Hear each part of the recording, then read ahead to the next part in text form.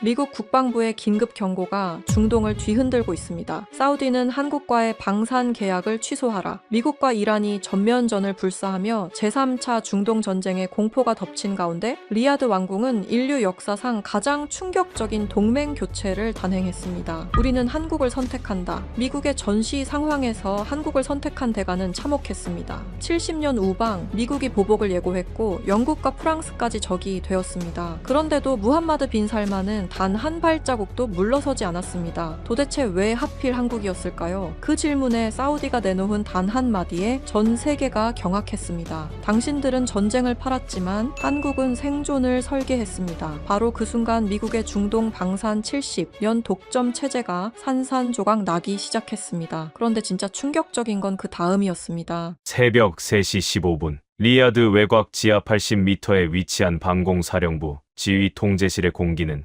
짓눌릴 듯이 무거웠습니다. 환풍기가 돌아가는 우웅거리는 기계음조차 평소보다 수십 배는 날카롭게 고막을 찌르는 듯했습니다. 미국과 이스라엘의 작전이 개시되었다는 미 중동 사령부의 긴급 통보를 받은 지 불과 3시간 만이었습니다. 제 이름은 타리크 알파시. 30년간 사우디아라비아 왕국의 하늘을 지켜온 군인이자 미국 군사교리의 철저한 맹신론자였습니다. 저는 펜타곤에서 유학하며 미군의 방공 시스템을 뼛속까지 익혔고 우리가 수백억 달러라는 천문학적인 오일머니를 지불하고 사들인 패트리엇 시스템이 세상에서 가장 완벽하고 뚫을 수 없는 철벽의 방패라고 믿어 의심치 않았습니다. 적어도 붉은 경고등이 지휘 통제실 전체를 미친 듯이 핏빛으로 물들이기 전까지는 말입니다. 국장님, 페르시아만 너머에서 대규모 미확인 비행체들이 포착되었습니다. 초정밀 메인 레이더를 주시하던 젊은 상황장교의 목소리가 미세하게 그러나 확실하게 떨리고 있었습니다. 어느 정도 규모인가?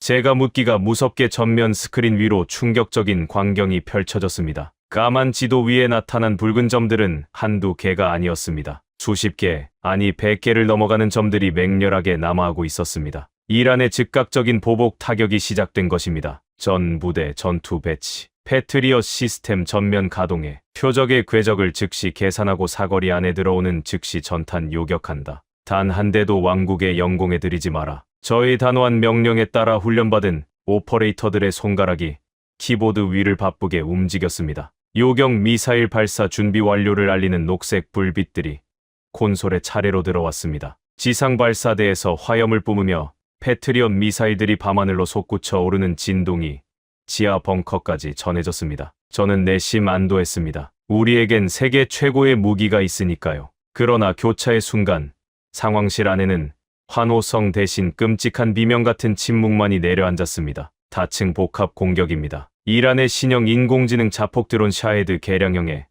적어도 순항, 미사일, 심지어 단거리 탄도 미사일까지 한꺼번에 섞여서 날아오고 있습니다. 이놈들, 우리 패트리엇 레이더의 예측 알고리즘을 실시간으로 학습하며 회피 기동을 하고 있습니다. 피가 싸늘하게 식는 기분이었습니다. 패트리엇의 예측 시스템은 단순한 직선 궤적에는 완벽하게 작동했지만 미끼 드론이 레이더를 교란하는 사이 진짜 타격용 미사일이 사각지대를 파고드는 진화된 인공지능. 전술 앞에서는 마치 눈먼 장님처럼 허공만 가르고 있었습니다. 현재 요격률 45%입니다. 국장님, 다수가 방어망을 돌파했습니다. 절망적인 숫자가 귓가를 때렸습니다. 절반 이상의 요격 미사일이 빗나갔다는 뜻이었습니다. 스크린 위를 유유히 통과한 붉은 점들은 두 갈래로 나뉘어 왕국의 심장부를 향해 돌진하고 있었습니다. 한 무리는 세계 최대의 석유 정제 시설로, 다른 한 무리는 바로 14억 무슬림의 심장인 성지 메카를 향하고 있었습니다. 등줄기를 타고 식은땀이 비 오듯 흘러내렸습니다. 만약 석유 시설이 다시 불길에 휩싸인다면 전 세계 유가는 즉시 1배럴당 150달러를 돌파하며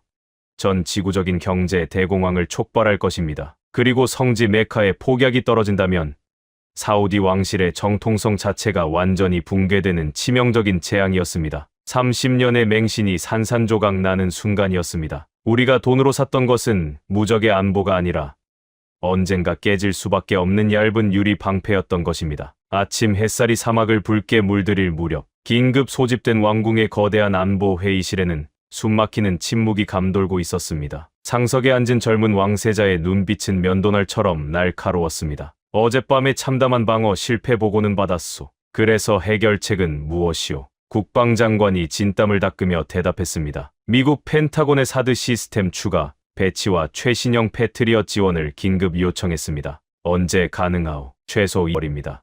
전하. 순간 회의실의 공기가 얼어붙었습니다. 왕세자가 주먹으로 육중한 원목 테이블을 내리쳤습니다. 24개월? 농담하는 거요? 우리가 국가 안보를 위해 미국에 매년 쏟아붓는 돈이 도대체 얼마요? 재무장관이 기어들어가는 목소리로 덧붙였습니다. 작년에만 780억 달러어치를 구매했습니다.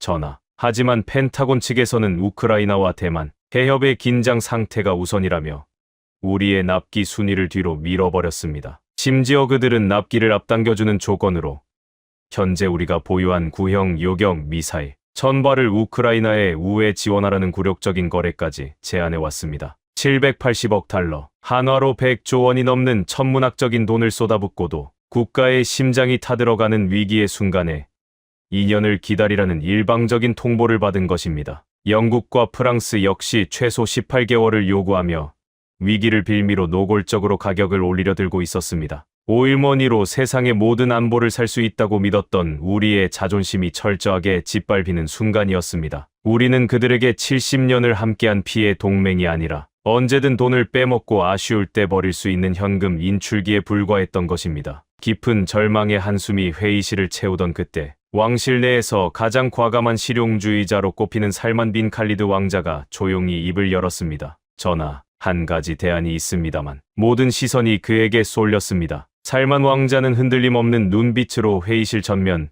스크린에 낯선 무기 체계의 사진 한 장을 띄웠습니다. 단 석 달. 이 나라라면 석 달 안에 우리 하늘을 완벽하게 막아줄 수 있습니다. 가격은 미제의 70% 수준에 폴란드 실전에서 기록한 요격률은 무려 97.8%입니다. 미국도 유럽도 불가능하다고 고개를 저었던 일을 단 석 달 만에 해내겠다는 그 이름에 저는 제 귀를 의심할 수밖에 없었습니다. 방산의 불모지라고 여겼던 아시아의 한 나라, 바로 한국의 천궁 시스템이 사우디 왕국의 심장부에서 처음으로 그 존재감을 드러내는 순간이었습니다. 과연 한국이라는 낯선 나라는 콧대 높은 서방, 강대국들도 실패한 이 끔찍한 모래 지옥에서 우리를 구원할 완벽한 해답을 쥐고 있었을까요? 한국의 천궁 시스템입니다. 살만 빈 칼리드 왕자의 그 한마디가 안보 회의실의 차가운 대리석 바닥 위로 떨어졌을 때 육중한 원목 테이블 주변에는 그야말로 숨막히는 정적이 내려앉았습니다. 780억 달러라는 천문학적인 오일머니를 쏟아붓고도 미국으로부터 2년을 기다리라는 치욕적인 통보를 받은 직후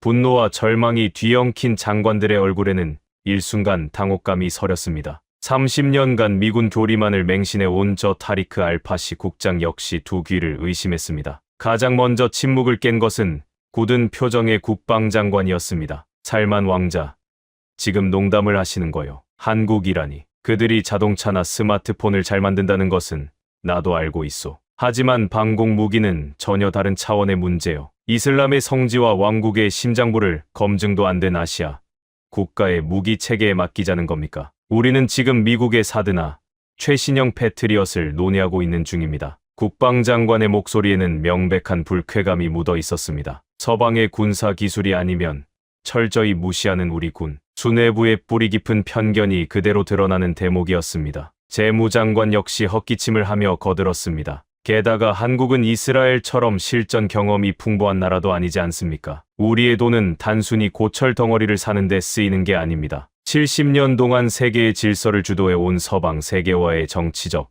외교적 보험금이나 마찬가지란 말입니다. 당장 눈앞의 위기가 급하다고 해서 그런 변방의 무기를 들여온다면 워싱턴이 어떻게 나오겠습니까? 가뜩이나 우크라이나 문제로 예민한 펜타곤이 우리의 대한 무기 부품 공급을 완전히 끊어버릴 수도 있습니다. 그들의 반박은 지극히 현실적이고 날카로웠습니다. 저 역시 마음속으로는 장관들의 말에 동의하고 있었습니다. 비록 어젯밤 패트리엇이 이란에 들어온 때 앞에서 처참하게 뚫리긴 했지만 그렇다고 해서 한 번도 경험해보지 못한 아시아의 무기를 대안으로 삼는다는 것은 너무나도 위험한 도박으로 보였기 때문입니다. 하지만 살만 왕자는 장관들의 쏟아지는 비난 앞에서도 단 한치의 흔들림이 없었습니다. 오히려 그의 입가에는 차가운 미소마저 번지고 있었습니다. 그는 천천히 자리에서 일어나 손에 들고 있던 스마트 패드를 조작했습니다. 전면에 거대한 스크린에 띄워져 있던 미국의 사드 미사일 재원이 사라지고 낯선 형태의 다기능 레이더와 수직 발사대 사진이 나타났습니다.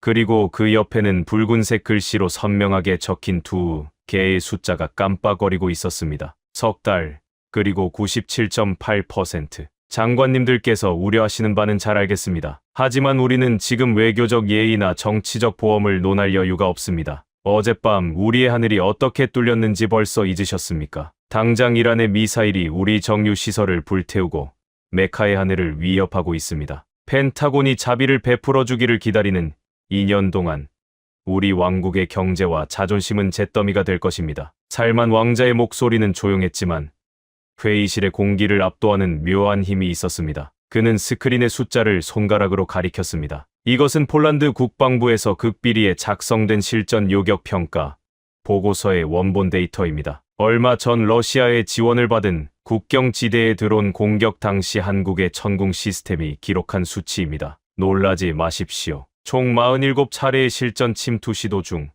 천궁은 46대를 공중에서 완전히 산산조각냈습니다. 요격률 97.8%. 반면 같은 기간 동일한 지역에 배치되어 있던 미군의 패트리엇은 러시아의 강력한 전자전 교란의 레이더가 먹통이 되며 80% 초반의 요격률에 머물렀습니다. 참고로 어젯밤 우리 사우디의 패트리엇은 이란의 인공지능 드론 전술 앞에서 45%라는 참담한 성적을 기록했습니다. 상황이 달랐다고 변명할 수도 있겠지만 결국 같은 미제 시스템이 적의 진화된 전술 앞에서 무릎을 꿇었다는 사실은 변하지 않습니다. 회의실이 다시 한번 웅성거리기 시작했습니다. 저 역시 눈을 뗄 수가 없었습니다. 97.8%라니. 그것도 단일 표적이 아니라 전자전, 교란이 난무하는 복잡한 실전 상황에서 만들어낸 숫자라는 것이 도무지 믿기지 않았습니다. 제가 놀란 표정으로 스크린을 뚫어지게 쳐다보자 살만 왕자가 저를 향해 고개를 돌렸습니다. 타리크 국장,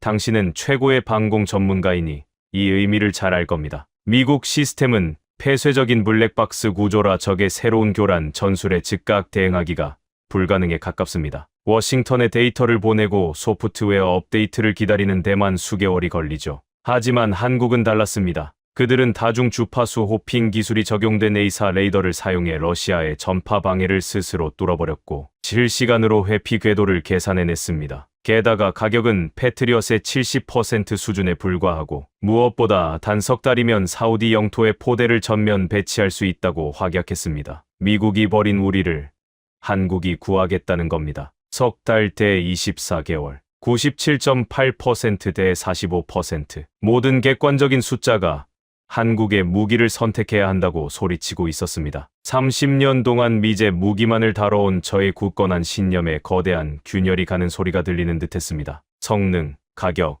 납기, 모든 면에서 미국의 오만한 조건을 압도하고 있었습니다. 바로 그 순간 굳게 닫혀있던 회의실의 무거운 문이 거칠게 열렸습니다. 회의실 안의 모든 시선이 문 쪽으로 쏠렸습니다. 사우디 최고 종교위원회의 수장이자 보수파의 거두인 이맘 유세프가 노기를 띤 얼굴로 지팡이를 짚으며 들어서고 있었습니다. 그의 등장에 장관들은 일제히 자리에서 일어나 예를 표했습니다. 왕실 내에서도 막강한 권력을 쥐고 있는 그는 전통과 율법을 수호하는 상징적인 인물이었습니다. 내가 밖에서 듣자 하니 아주 해괴한 논의가 오가고 있더군. 살만 왕자, 방금 뭐라고 했소? 한국이라고 했소. 70년간 피를 나눈 맹방을 하루아침에 버리고 안보의 검증도 외교의 역사도 없는 동방의 나라의 왕국의 하늘을 맡기겠다는 이 위험천만한 소리를 입에 올린 것이 맞소. 이맘 유세프의 쩌렁쩌렁한 목소리가 회의실을 울렸습니다. 그의 눈빛은 분노로 이글거리고 있었습니다. 70년간 쌓아온 동맹의 무게와 검증되지 않은 새로운 선택에 대한 두려움을 앞세운 그의 반대는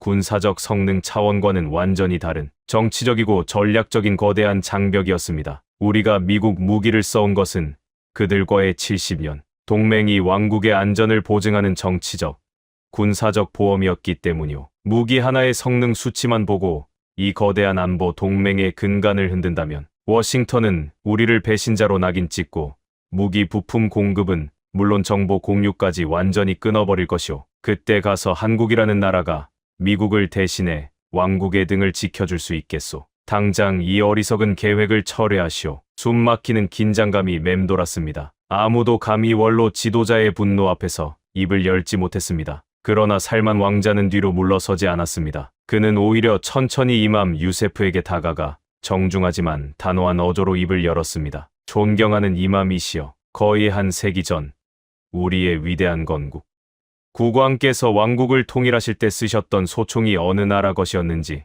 기억하십니까? 영국의 소총이었습니다. 당시의 보수파들도 외국의 무기로 이슬람의 땅을 통일할 수 없다고 반대했습니다. 하지만 건국 국왕께서는 개의치 않으셨습니다. 무기는 도구일 뿐 그것을 쥐고 있는 우리의 의지가 더 중요했기 때문입니다. 이맘 유세프의 짙은 눈썹이 꿈틀거렸습니다. 살만 왕자는 말을 이어갔습니다. 위대한 선지자 무함마드께서도 전쟁에 임하실 때 당시 최고의 철기 기술을 가졌던 예멘 지역의 칼을 구해서 쓰셨습니다. 선지자께서는 그 칼을 만든 장인의 출신을 따지지 않으셨습니다. 오직 우리 백성을 지킬 수 있는 가장 날카로운 검을 찾으셨을 뿐입니다. 지금 우리의 하늘이 불타고 있습니다. 당장 내일 메카에 폭탄이 떨어진다면 24개월 뒤에나 도착할 미국의 방패가 무슨 소용입니까? 그리고 이맘이시여, 오히려 생각해 보십시오. 어젯밤 미국의 방패가 우리 영공에서 참담하게 뚫린 이 사실이야말로 70년 동맹의 실체가 무엇이었는지를 여실히 보여주는 것 아니겠습니까? 생존 앞에서는 자존심도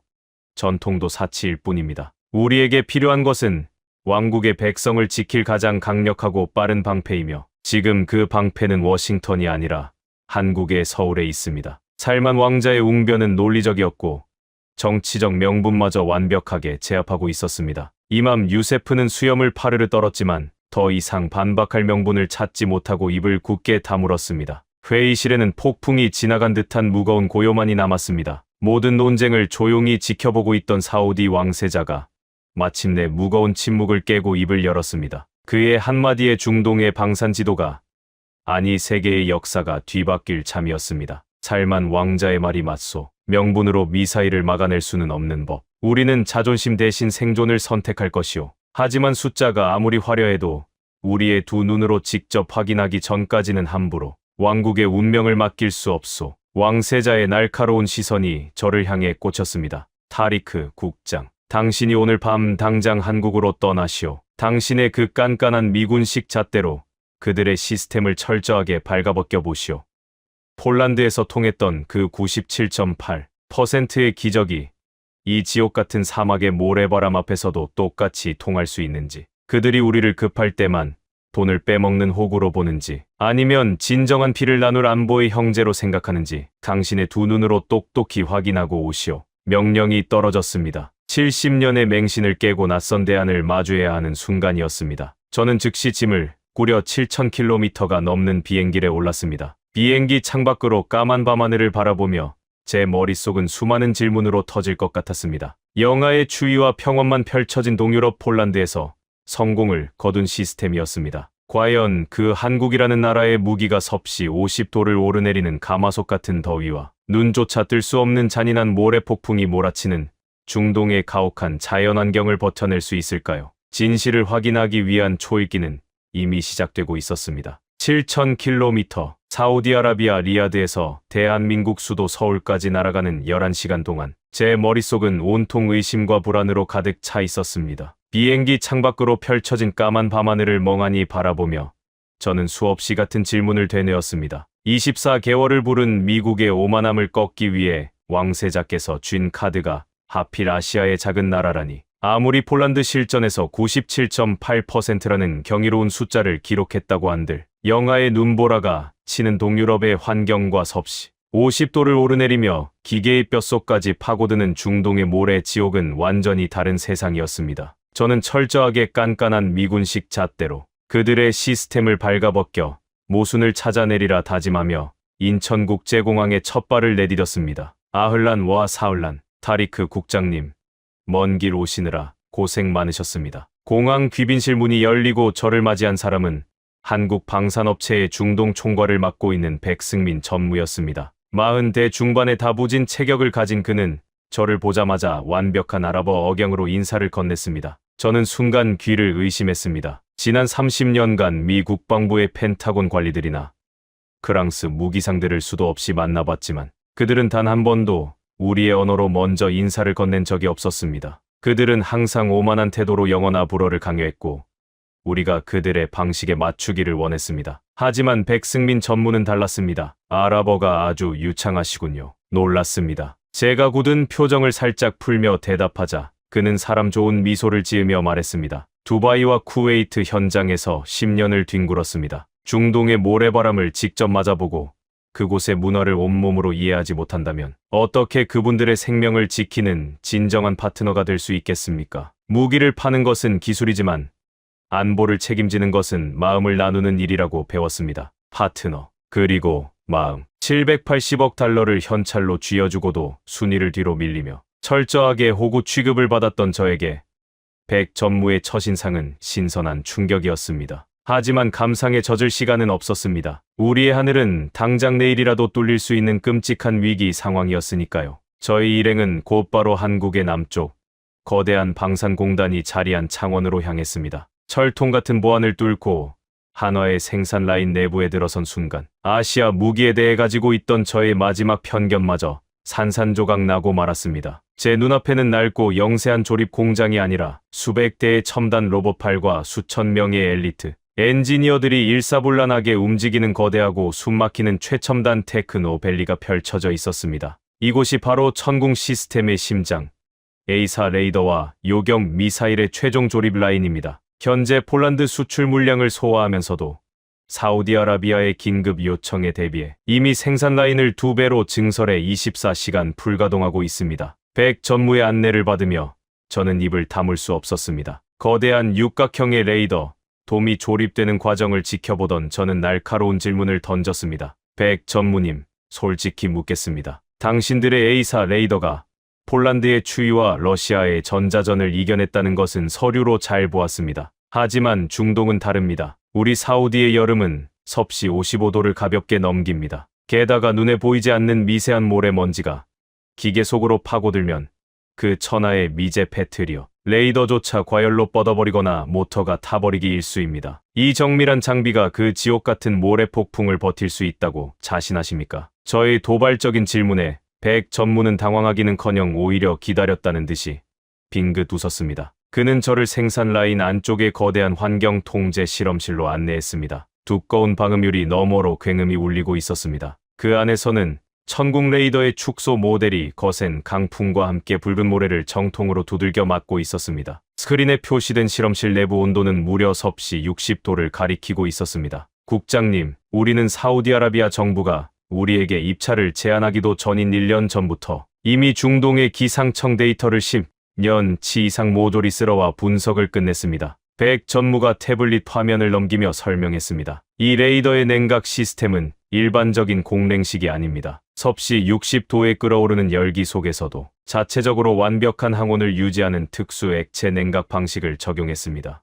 또한 사막의 미세먼지를 막기 위해 M1 에이브람스 전차 엔진에 들어가는 것보다 훨씬 촘촘한 0.1 마이크론 단위의 다중 나노 필터를 장착했습니다. 모래 폭풍이 사흘 밤낮을 불어닥쳐도 레이더의 탐지 거리는 단 1%도 줄어들지 않습니다. 우리는 한국에서 쓰던 무기를 색깔만 사막색으로 칠해서 팔려는 것이 아닙니다. 오직 사우디아라비아의 가혹한 하늘만을 위해 처음부터 뼈대까지 새로 설계한 맞춤형 무기입니다. 순간 제 뒤통수를 망치로 강하게 얻어맞은 듯했습니다. 미 국방부는 언제나 자신들의 표준 규격을 우리에게 강요했습니다. 패트리엇에 모래가 껴서 고장이 나면 그들은 환경에 맞게 무기를 개선해주는 대신 비싼 교체용 부품을 수백 개씩 강제로 떠넘기며 장사를 했습니다. 그런데 이 한국인들은 우리가 부탁하기도 전에 우리의 고통을 연구하고 우리의 환경에 완벽하게 들어맞는 기술적 해답을 이미 완성해 놓고 있었던 것입니다. 하지만 놀라움은 여기서 끝이 아니었습니다. 소프트웨어 시연실로 자리를 옮긴 후 저는 제 방공군인 인생 30년을 송두리째 뒤바꾸는 충격적인 제안을 마주하게 되었습니다. 젊은 한국인 수석 엔지니어가 대형 스크린에 이란제 샤헤드 인공지능 드론의 비행 패턴 시뮬레이션을 띄웠습니다. 국장님, 미국 시스템을 운용하시면서 가장 답답하셨던 점이 무엇입니까? 아마도 적의 새로운 전술이나 회피 기동이 발견되었을 때 그것을 레이더에 즉각 업데이트하지 못하고 워싱턴의 승인과 패치를 몇 달씩 기다려야 했다는 점일 것입니다. 이른바 미국식 블랙박스 통제 정책이죠. 수석 엔지니어의 말은 제 가슴 깊은 곳에 응어리를 정확히 찌르고 있었습니다. 미국은 시스템의 핵심 소스 코드를 철저하게 블랙박스 안에 숨겨두었습니다. 우리가 그들의 시스템을 보호하기 위해 나사 하나만 임의로 풀러도 즉각 보증이 무효가 된다며 협박하기 일쑤였습니다. 내 나라를 지키는 무기인데도 우리는 철저히 통제받는 노예와 같았습니다. 하지만 한국은 다릅니다. 백 전무가 엔지니어에게 고개를 끄덕이자 화면 위로 복잡한 알고리즘 트리와 소스 코드가 투명하게 펼쳐졌습니다. 우리는 사우디군에게 천궁 시스템의 오픈 아키텍처,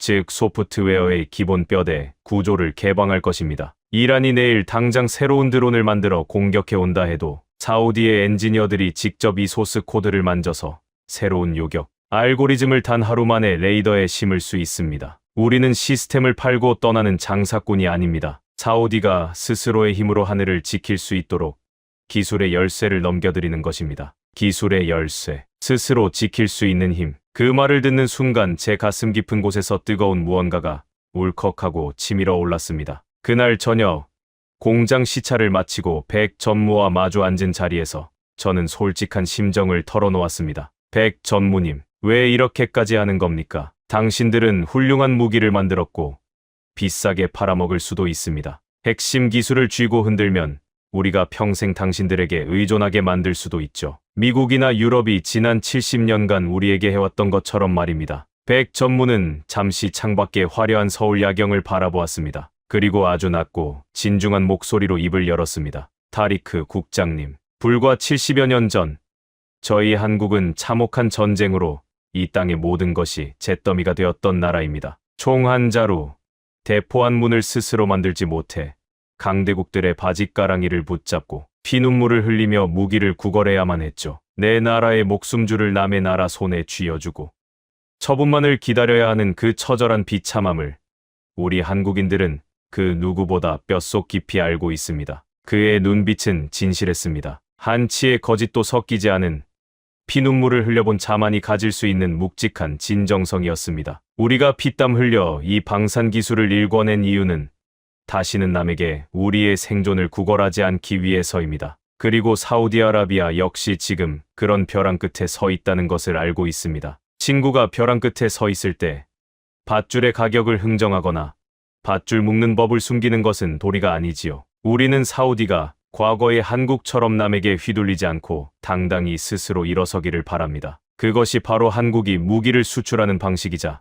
파트너를 대하는 예의입니다. 그 순간 저는 깨달았습니다. 우리가 70년 동안 780억 달러라는 천문학적인 오일머니를 쏟아붓고도 결코 가질 수 없었던 단 한 가지. 그것은 바로 우리를 한낱 돈줄이 아닌 동등한 존엄을 가진 국가로 대우해 주는 진정한 동반자였습니다. 살만 왕자의 선택은 틀리지 않았습니다. 한국은 단순한 무기 공급처가 아니라 석유 왕국 사우디의 미래 생존을 함께 설계할 유일무이한 형제 국가였습니다. 저는 숙소로 돌아오자마자 최고 보안 회선으로 리야드의 살만 왕자에게 단 한 줄의 암호 메시지를 타전했습니다. 그들은 완벽하게 준비되어 있습니다. 우리는 진짜 해답을 찾았습니다. 가슴이 터질 듯이 벅차올랐습니다. 한국의 첨단 기술력과 그들의 뜨거운 진정성은 30년간 제 머리를 지배하던 미군 맹신주의를 철저하게 부숴버렸습니다. 저는 이 완벽한 무기가 하루빨리 사우디의 붉은 사막에 세워지기를 열망했습니다. 하지만 저의 벅찬 기대 한편에는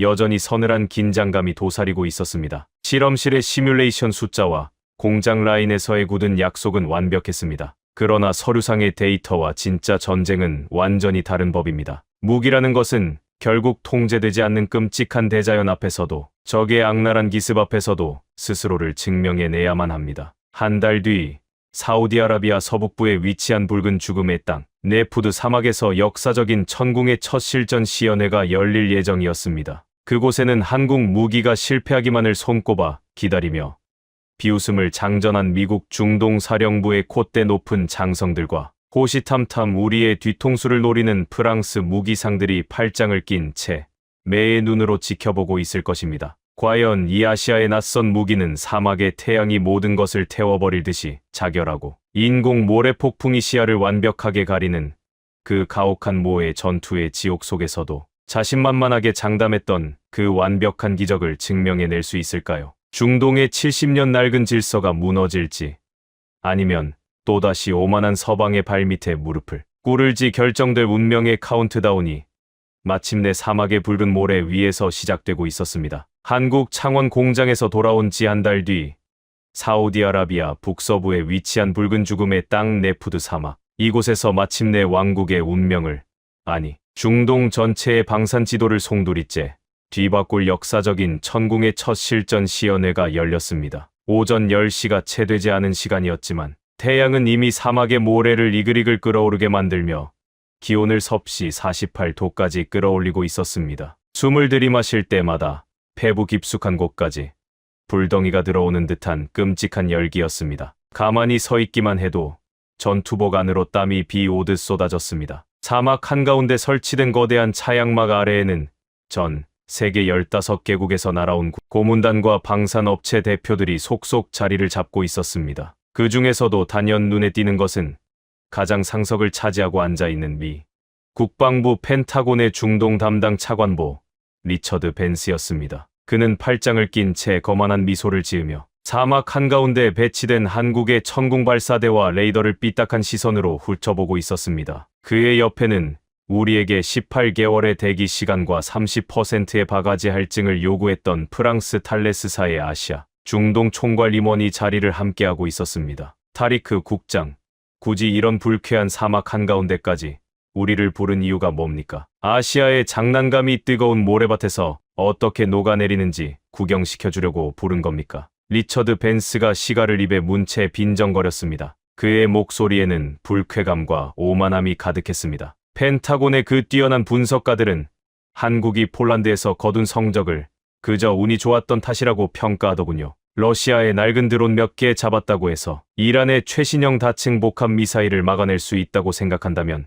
큰 오산입니다. 이 가마솥 같은 사막에서는 전원을 켜자마자 모터가 타버릴 텐데 말이죠. 사우디가 70년 맹방의 조언을 무시하고 지게 어린 반항을 한 대가가 얼마나 처참한지 오늘 두 눈으로 똑똑히 확인하게 될 겁니다. 그의 비아냥거림에 주변에 앉아있던 유럽의 방산업자들도 킬킬거리며 동조했습니다. 제 주먹에는 절로 힘이 들어갔습니다. 저 역시 한국에서 그들의 완벽한 기술력을 두 눈으로 확인하고 돌아왔지만 정작 이 살인적인 사막 한가운데 덩그러니 놓인 천궁 시스템을 보니 일말의 불안감이 엄습하는 것은 어쩔 수 없었습니다. 바로 그때 단상 위로 뚜벅뚜벅 걸어 올라간 한화의 백승민 전무가 마이크를 잡았습니다. 그의 표정에는 긴장감이라고는 전혀 찾아볼 수 없는 마치 잘 짜인 교향곡의 지휘자 같은 여유가 넘쳐 흘렀습니다. 신사 숙녀 여러분, 그리고 존경하는 살만 빈 칼리드 왕자 전하, 지금부터 대한민국이 사우디아라비아 영공의 완벽한 수호를 위해 특별히 제작한 천궁의 첫 번째 실전 요격 시연을 시작하겠습니다. 첫 번째 테스트는 극한 환경 극복 능력입니다. 백 전무의 신호가 떨어지자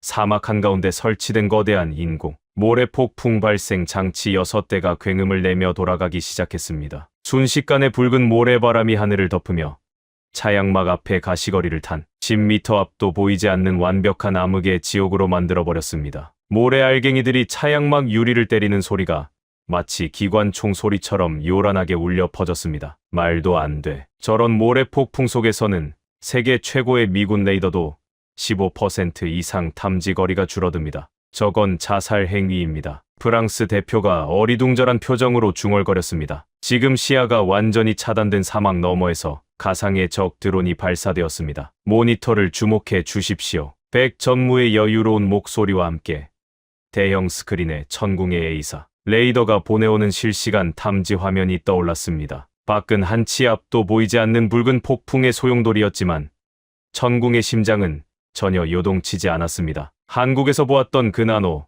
필터와 특수 액체 냉각 시스템이 섭씨 60도에 육박하는 과부하를 완벽하게 제어하고 있었습니다. 표적 발견.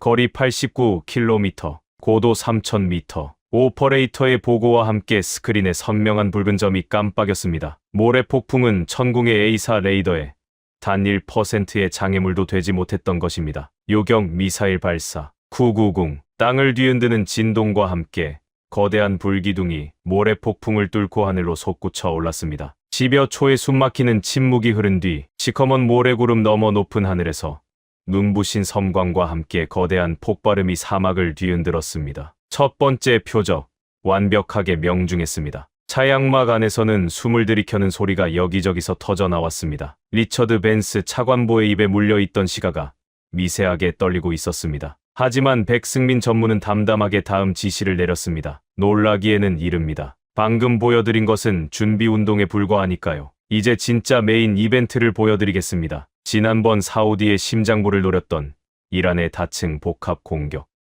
시나리오를 1%의 오차도 없이 그대로 재현하겠습니다. 그 말이 떨어지기가 무섭게 상황실 전체에 비상 사이렌이 날카롭게 울려 퍼졌습니다. 스크린 위로 지옥 같은 숫자의 붉은 점들이 일제히 쏟아져 들어오기 시작했습니다. 지상 50m로 땅에 바짝붙어 날아오는 순항, 미사일 4발, 예측 불가능한 지그재그 회피 기동을 하며 레이더를 교란하는 12대의 샤헤드, 인공지능 드론 무리, 그리고 설상가상으로 그 혼란의 틈을 타 대기권 밖으로 치솟았다가 무서운 속도로 수직, 낙하하는 단거리 탄도 미사일까지. 제가 한 달 전 지하 벙커에서 겪었던 패트리엇을 완벽하게 바보로 만들어버렸던 바로 그 끔찍하고 악랄한 전술이었습니다. 제 심장이 다시 쿵쾅거리기 시작했습니다. 이 극단적인 복합 공격을 한 번의 시스템으로 전부 막아낸다는 것은 현대 방공, 무기의 한계를 시험하는 일이었기 때문입니다. 타겟 동시 포착, 다중 주파수 호핑 가동, 적 전자전 교란 무력화 완료,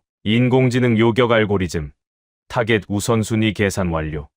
전궁은 당황하지 않았습니다. 미국의 시스템이 혼란에 빠져 허공에 미사일을 낭비했던 것과 달리 한국의 방패는 스스로 생각하고 있었습니다. A사 레이더가 순식간에 수십 개의 표적을 분석하더니 가장 위협적인 탄도 미사일과 기만용 드론을 정확하게 분리해냈습니다. 전탄 발사, 타타타타, 수직 발사대에서 8발의 미사일이 1초의 오차도 없이 연속으로 하늘로 뿜어져 올라갔습니다. 사막의 뜨거운 공기를 찢어발기는 엄청난 파열음이 고막을 터뜨릴 듯이 울렸습니다. 수직으로 치솟은 요격 미사일들은 공중에서 각자의 표적을 향해 맹렬하게 궤도를 꺾으며 날아갔습니다. 하늘은 거대한 불꽃놀이의 장으로 변했습니다. 가장 높은 고도에서 거대한 물덩이가 터지며 탄도 미사일이 공중 분해되었고, 그와 동시에 지면을 기어오던 순항 미사일들이 사막의 모래 언덕에 처박히며 연쇄 폭발을 일으켰습니다. 마지막으로 교란 기동을 하던 12대의 드론, 무리마저 도망칠 틈도 없이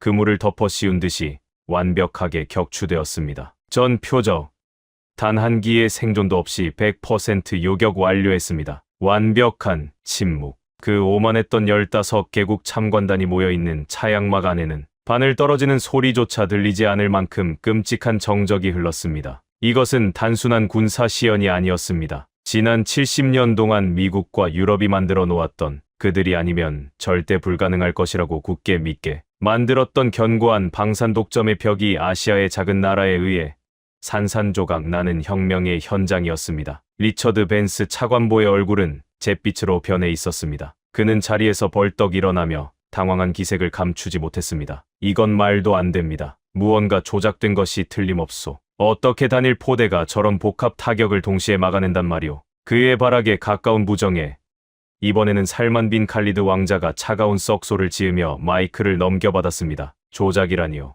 벤스 차관보. 당신의 펜타곤이 자랑하는 군사 위성이 이 안을 위해서 지금의 모든 궤적을 실시간으로 녹화하고 있지 않습니까? 본국에 돌아가서 그 위성 데이터를 다시 한번 찬찬히 분석해 보시지요. 아, 놀라기엔 아직 하나가 더 남았습니다. 살만 왕자가 백승민 전무에게 고개를 끄덕였습니다. 백 전무는 조용히 미소 지으며 무전기에 대고 마지막 명령을 내렸습니다. 이동 중 발사 시연 시작하십시오. 그의 말이 끝나자마자 모래 폭풍이 거친 사막 한가운데서 놀라운 광경이 펼쳐졌습니다. 방금 전까지 미사일을 쏘아 올렸던 거대한 육륜구동 천궁 발사대 트럭과 레이더 트럭이 진지를 접을 생각도 하지 않은 채 갑자기 우렁찬 엔진 소리를 내며 사막을 질주하기 시작한 것입니다. 시속 60km의 엄청난 속도로 덜컹거리는 험지를 달리면서도 천궁의 레이더 돔은 목표물을 향해 끈질기게 회전하며 빔을 쏘고 있었습니다. 아니, 이동 중에 요격 미사일을 쏜다고. 저건 미제 패트리엇도 불가능한 기술입니다. 달리는 차체 위에서 어떻게 레이더의 수평 정렬을 유지한단 말입니까? 프랑스 대표가 쥐고 있던 펜을 바닥에 떨어뜨리며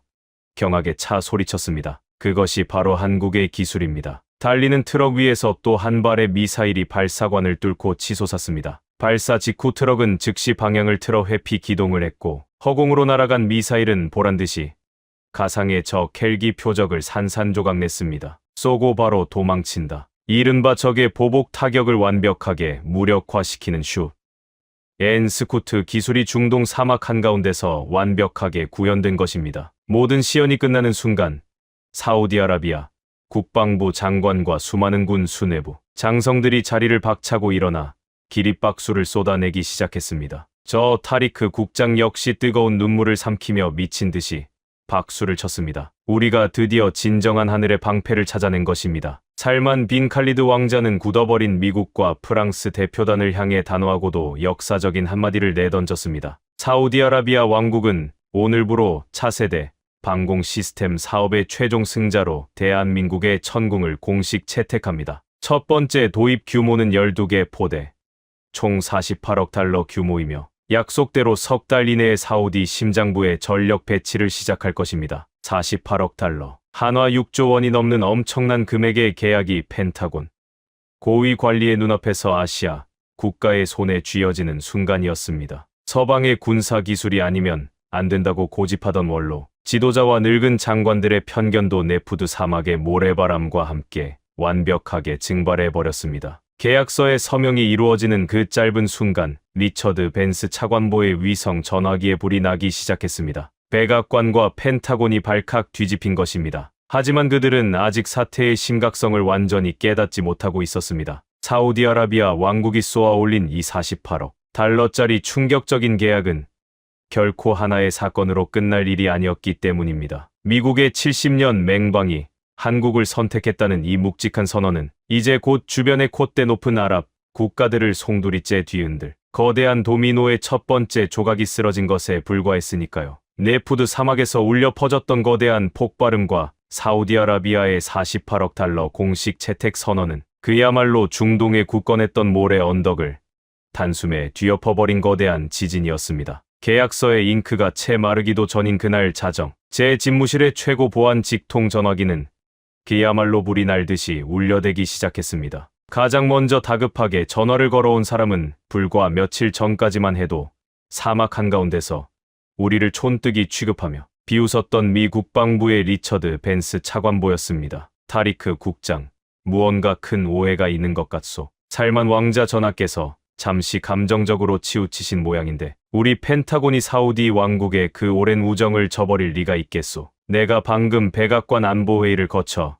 국방장관의 특별 승인을 직접 받아냈소. 당신들이 요구했던 최신형 패트리엇 납기일을 1에서 12달로 대폭 단축해 주겠소. 게다가 가격도 원래 부르던 금액에서 특별히 30%나 깎아주는 폭탄 할인을 제공하겠소. 아시아의 그 조잡한 장난감 계약은 당장 파기하고 내일 아침 리야드에서 다시 서명합시다. 불과 한 달 전 우리가 국가의 존망을 걸고 무릎을 꿇다시피 매달렸을 때는 우크라이나와 대만을 핑계로 코웃음을 치던 자들이었습니다. 우리 영공이 당장 뚫릴 위기에 처해 피눈물을 흘릴 때는 우방의 자격을 운운하며 무기 재고를 빼앗아가려 했던 자들이 막상 거대한 오일머니가 아시아의 경쟁 국가로 넘어가고 자신들의 70년 독점 밥그릇이 깨질 위기에 처하자 부랴부랴 박앤세일을 하듯 매달리는 꼴이라니. 저는 터져나오는 실소를 억누르며 차갑게 얼어붙은 목소리로 대답했습니다. 벤스 차관보, 당신의 미국인들은 국가의 생존과 천만 백성의 목숨을 블랙프라이데이 할인 행사 정도로 생각하십니까? 당신들이 30%를 깎아주며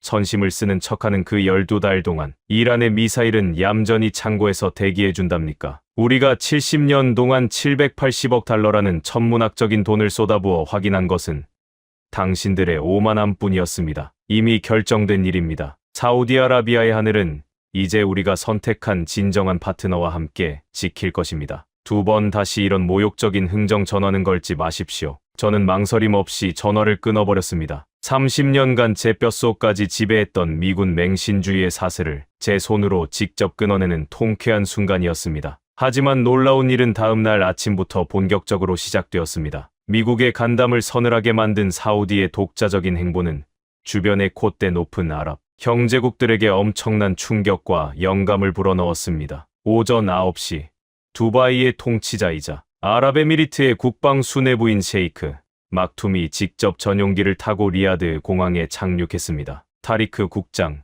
네푸드 사막에서 한국의 천궁이 보여준 기적 같은 요격 영상을 우리 정보부가 위성으로 모두 지켜보았소. 사우디가 70년 맹방을 벌이고 선택했다면 그 성능은 이미 의심할 여지가 없는 것 아니겠소. 우리 아랍에미리트 역시 펜타곤의 그 지긋지긋한 갑질에 진절머리가 나던 참요. 당장 한국의 방산 책임자와 자리를 마련해 주시오. 우리도 천궁을 원하오. 그의 방문은 시작에 불과했습니다. 사우디와 오랜 기간 껄끄러운 외교적 마찰을 빚어왔던 카타르의 국방장관조차 비밀리에 특사를 보내왔고 쿠웨이트와 바레인, 심지어 북아프리카의 군사 강국 이집트의 군 수뇌부까지 연달아 리야드로 몰려들었습니다. 그들 모두 에픽 퓨리 작전 이후 극도로 불안해진 중동의 영공을 방어하기 위해 한국의 기적 같은 무기를 애타게 원하고 있었습니다. 며칠 뒤 리야드의 최고급 호텔 비밀 회의실에서 걸프 협력 회의 소속 6개국 국방장관들과 한국 한화의 백승민 전무가 마주 앉았습니다. 테이블에 앉은 아랍의 수뇌부들은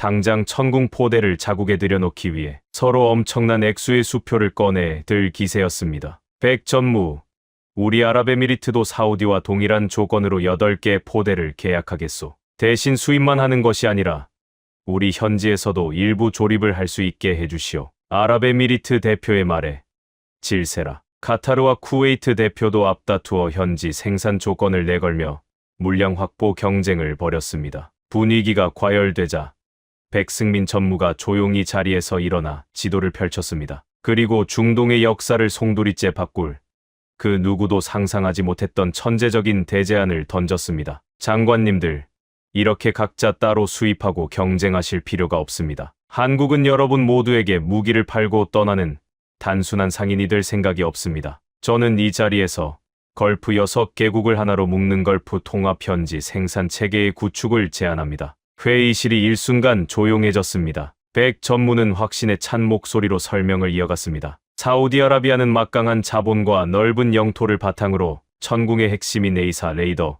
기지를 맡아 생산하십시오. 정밀 기술 인프라가 뛰어난 아랍에미리트는 요격 미사일의 추진체를 조립하고 물류 중심지인 카타르와 쿠웨이트는 수직 발사대와 탄두 결합을 맡는 겁니다. 이렇게 각 국가가 부품을 나누어 현지에서 직접 생산하고 서로에게 공급한다면 여러분은 단숨에 부품 단가를 절반으로 낮출 수 있습니다. 무기를 돈 주고 사오는 단순한 수입국에서 첨단 무기를 스스로 만들어내는 완벽한 방산, 기술 생산국 연합으로 도약하는 것입니다. 한국은 이 모든 과정에 필요한 핵심 기술 이전과 엔지니어, 교육을 아낌없이 전폭 지원하겠습니다. 순간 셰이크 막툼을 비롯한 장관들의 눈빛이 경악과 환희로 번쩍였습니다. 무기 수입국에서 기술 생산국으로의 도약, 그것은 오일머니의 저주에 갇혀 기술 자립을 이루지 못했던 중동 국가들이 수십 년 동안 뼈저리게 갈망해 오던 궁극적인 꿈이었습니다. 서방 국가들은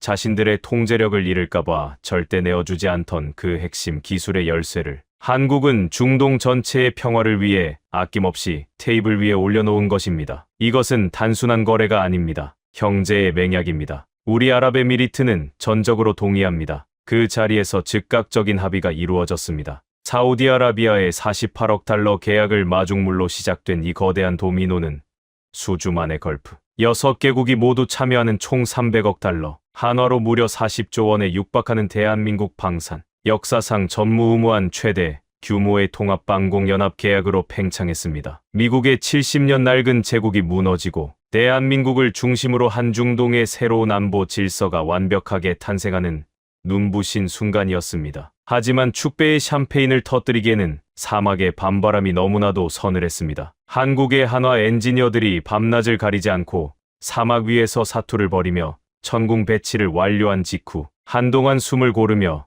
분노를 비축하고 있던 페르시아만 너머의 이란 군부에서 끔찍한 사이렌이 울리기 시작한 것입니다. 석 달간의 피땀 어린 배치 작업이 겨우 마무리된 바로 그 순간을 노리듯 중동의 하늘을 영원히 찢어버릴 듯한 이란의 진짜 대규모 보복 미사일 타격이 사우디아라비아의 심장부를 향해 맹렬하게 불을 뿜으며 날아오기 시작했습니다. 종이 위의 숫자가 아닌 수천만 명의 목숨이 걸린 피비린내 나는 진짜 전쟁의 서막이 올랐습니다. 타리크 국장님, 적의 탄도 미사일 궤적이 포착되었습니다. 이건 지난번의 간보기용 산발적 공격 수준이 아닙니다. 말 그대로 융단 폭격입니다. 이란 본토의 지상발사대 수십 곳에서 다층 복합 미사일이 일제히 불을 뿜었습니다. 리야드 지하 80m 방공사령부 상황실. 몇 달 전 패트리엇의 참담한 실패를 마주하며 지옥 같은 공포에 떨었던 바로 그 벙커였습니다. 스크린을 주시하는 상황 장교의 목소리는 다급했지만 놀랍게도 벙커 안의 공기는 과거와 달리 묘할 정도로 차분하게 가라앉아 있었습니다. 저 역시 떨리는 손으로 책상을 내리치던 과거의 나약한 군인이 아니었습니다. 저의 눈빛은 그 어느 때보다 차갑고 예리하게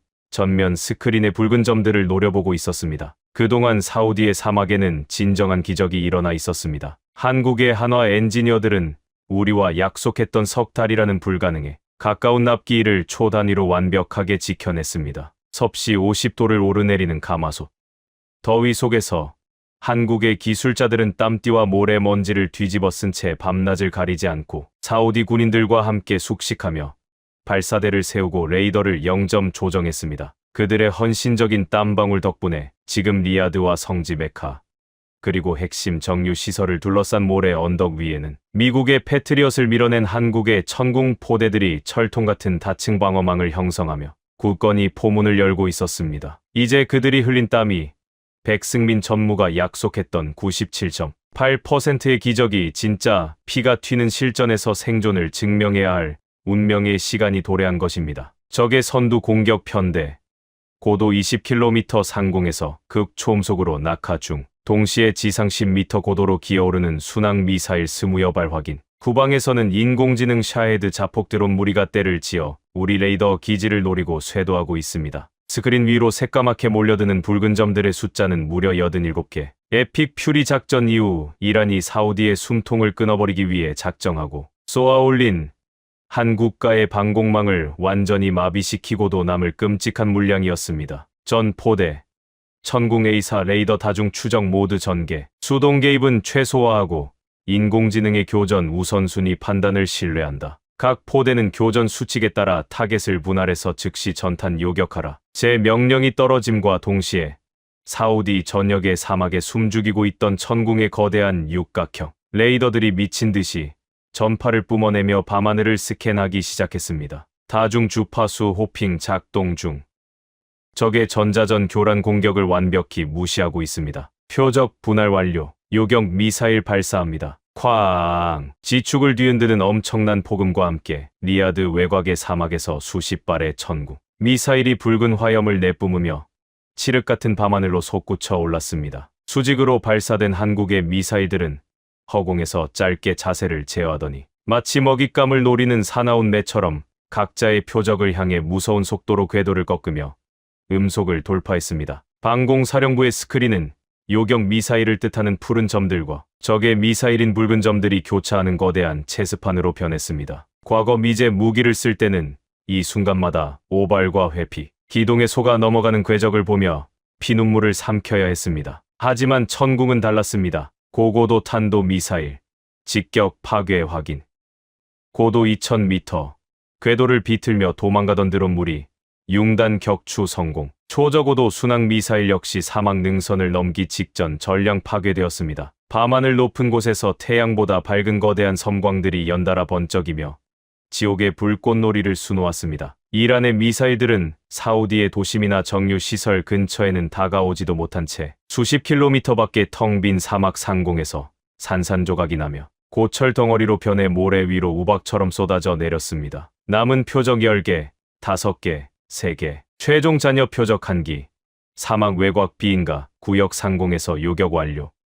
레이더 클리어. 반복합니다. 레이더 클리어. 총 87표적 중 86기 공중 격파. 나머지 1기는 추진력을 상실해 인가 지역과 완전히 무관한 사막 공터에 자연 추락했습니다. 요격률 98.8%. 인명 및 시설 피해는 완벽하게 제로입니다. 적의 마지막 위협이 사라진 순간 숨을 죽이고 모니터만 뚫어지게 바라보던 방공사령부. 벙커 안에서는 마침내 터질 듯한 환호성이 터져 나왔습니다. 젊은 장교들은 서로 부둥켜 안고 눈물을 흘렸고 통제실의 오퍼레이터들은 책상을 두드리며 알라의 이름을 외쳤습니다. 87차례의 실전 타격.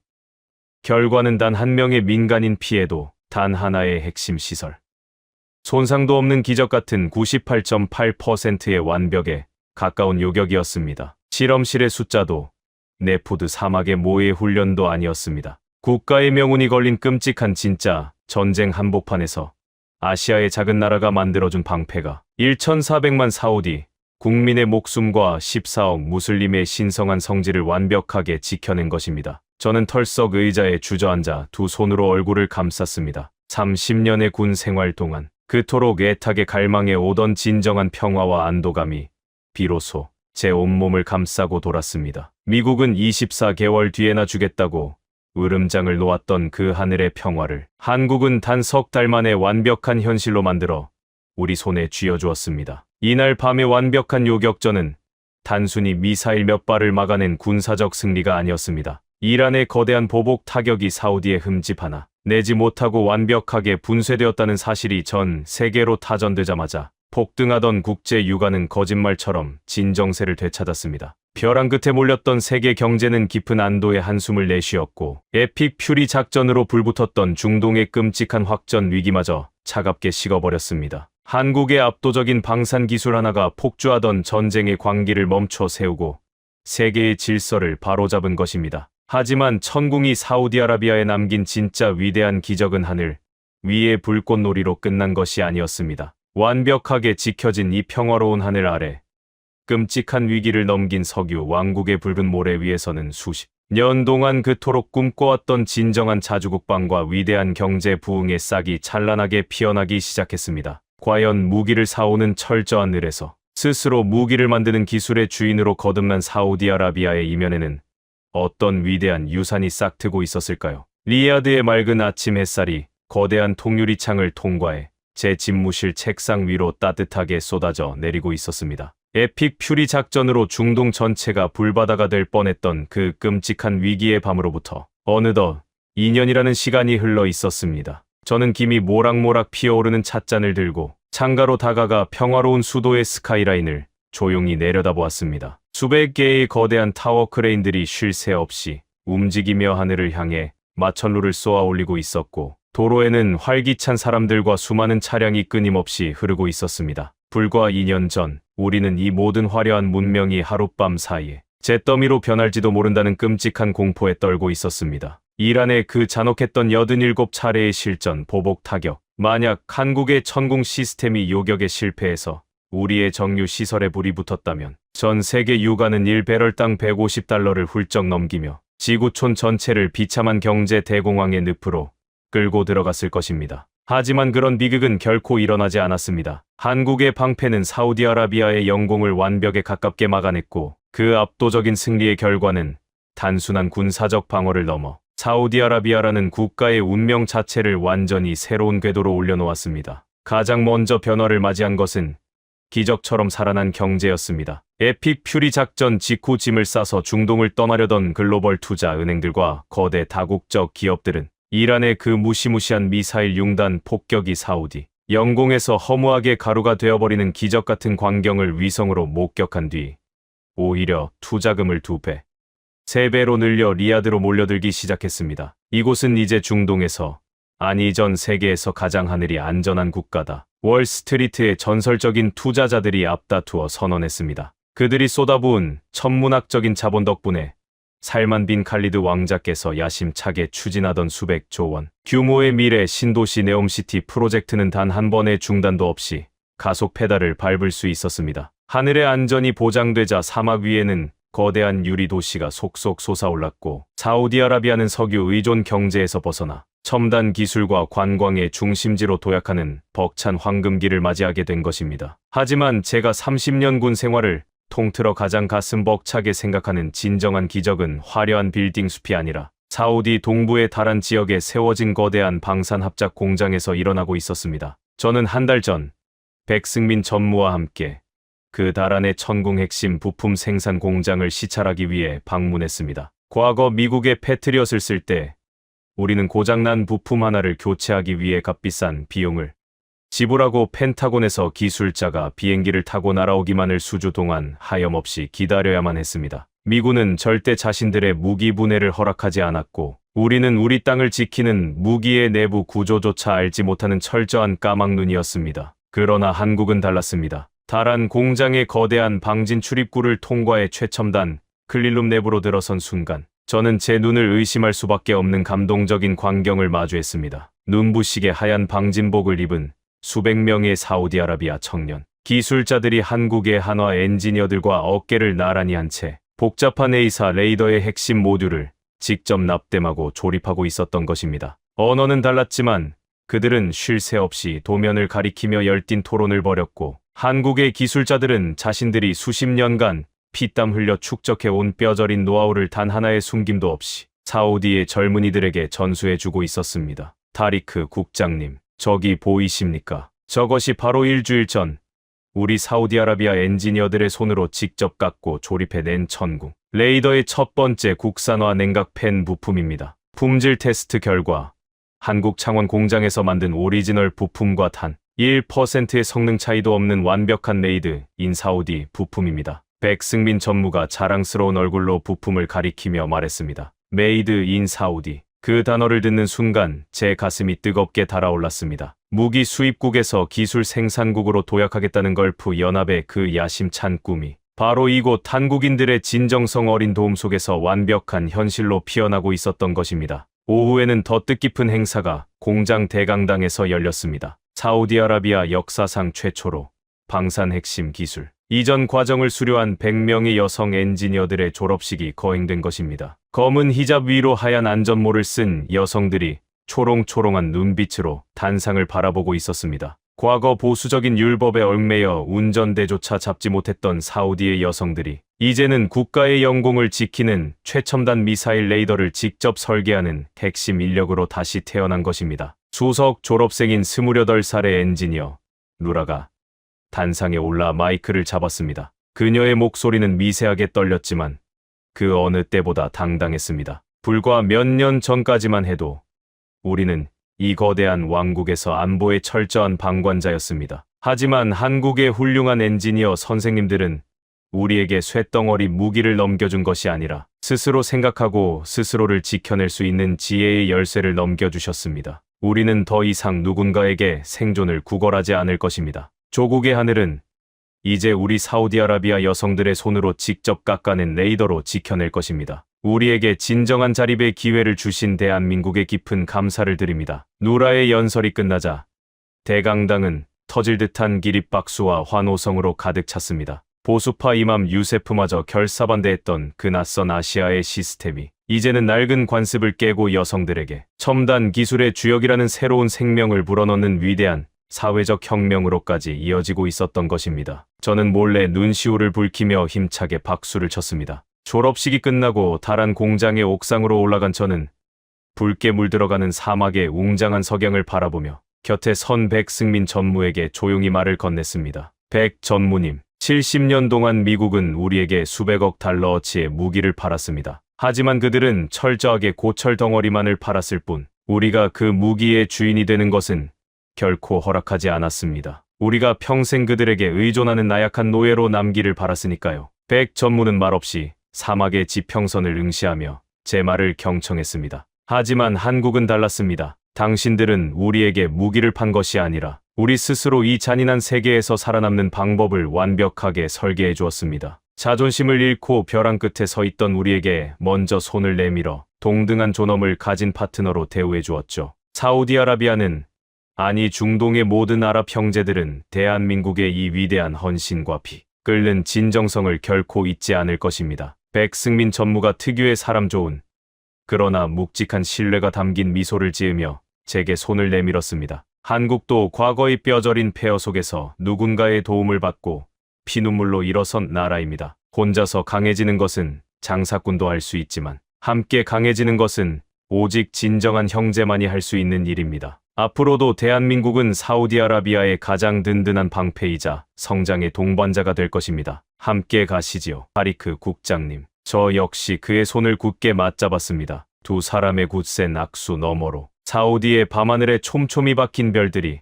그 어느 때보다 찬란하게 반짝이고 있었습니다. 30년의 군 생활 동안 그토록 미군 교리만을 맹신하며 우물안 개구리처럼 살았던 제 자신의 과거가 부끄럽게 느껴질 만큼 한국이라는 나라는 제 인생과 조국의 운명을 송두리째 바꿔놓았습니다. 석유의 시대가 언젠가 저물지라도 우리는 더 이상 두렵지 않습니다. 780억 달러의 오만함을 거부하고 생존을 위한 실용과 진정한 파트너십을 선택했던 그 붉은 새벽의 결단, 그리고 이름 모를 아시아의 작은 나라에서 찾아온 기적 같은 방패가 있었기에 사우디아라비아 왕국의 하늘은 오늘 밤에도 단 한 치의 틈도 없이 완벽하고 평화롭게 빛나고 있습니다. 때로는 가장 이단적이고 상식 밖의 선택이 역사의 거대한 물줄기를 바꾸는 위대한 유산이 되기도 합니다. 우리의 선택이 바로 그랬습니다. 그리고 그 위대한 기적의 중심에는 모래바람보다 더 뜨거운 열정으로 생존을 설계해준 나라, 대한민국이 영원히 우뚝 서 있을 것입니다. 총 한 자루 만들지 못해 강대국의 바짓가랑이를 붙잡던 나라. 그 나라의 엔지니어들이 섭씨 60도의 모래바람을 온몸으로 맞아가며 펴낸 방패가 세계에서 가장 부유한 왕국의 심장을 지키는 궁극의 수호자가 되었습니다. 아무도 믿어주지 않았습니다. 조용히, 묵묵히, 그리고 마침내 세상에 완벽하게 증명해냈습니다. 이 이야기가 더 많은 사람의 가슴에 닿아야 한다고 생각하신다면 지금 구독과 좋아요, 그리고 공유 버튼을 눌러주십시오. 여러분의 클릭 한 번이 대한민국의 진정한 가치를 전 세계에 알리는 큰 힘이 됩니다. 가슴이 뜨거워지셨다면 댓글창에 긍지 2 글자만 남겨주십시오.